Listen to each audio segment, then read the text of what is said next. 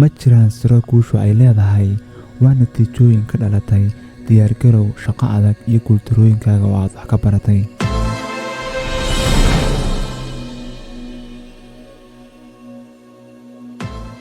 Assalaamu calaykum waraxmatullaahi wabarakaatuh.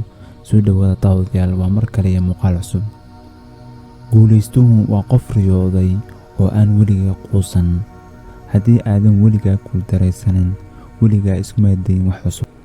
markaad u rabto inaad u guulaysato si la mid ah sida aad u rabto inaad u neefsato, markaas ayaad guulaysan doontaa.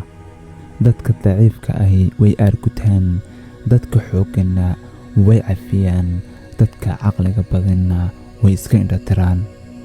haddii aadan riyadaada kuu gaarka aadan dhisanin, qof kale ayaa ku shaqaalaysiin doona, islamarkaana aad riyooyinkiisa la dhisi doontaa. qofka dhinaca xun wax ka eega fursad kastoo soo marta wuxuu ka dhex arkaa dhibaato, laakiin qofka dhinaca wanaagsan wax ka eega dhibaato kastoo soo marta nolosha wuxuu ka dhex arkaa fursad. ogow, guulaystayaashu ma ahan dadka aan weligood fashilmin, balse waa dadka aan weligood quusan.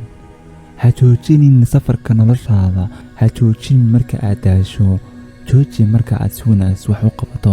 shaqada adag ayaa ka baysa kartida marka aanay kartidu si xooggan u shaqaynin. tallaabada ugu horeysa ee aad meel kasta ku gaari kartaa waa inaad ugu horreyn sii go'aansataa in aadan sii rajaynin in aad sii joogto halkan aad hadda joogto. waxaadna ogaataa howlaha aad inta badan ka fogaataa waa kuwa ay ku jiraan fursadaha ugu weyni. ka bilow halka aad joogto, isticmaal waxaad haysato oo qabo waxa aad qaban karto. haddii aad ku guuldaraysato in aad wax qorshaysato, waxaad qorshaynaysaa in aad guuldaraysato. bilowgu badanaa waa waxa ugu adag. ogow, noloshu kuma siiso waxa aad rabto, balse waxa ay ku siisaa waxa aad shaqaysato oo aadna u qalanto. noloshu sideedaba xadidaad ma leh marka laga reebo kuwa aad adigu samaysatay. waxa ugu fiican eed noloshaada samayn kartaa waa inaad naftaada aaminto. weligaa qofna ha u sheegin qorshayaashaada, laakiin waxaad tustaa natiijooyinkaaga.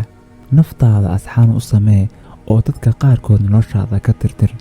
waxaad heshaa waxaad shaqaysato, maaha waxaad rajayso.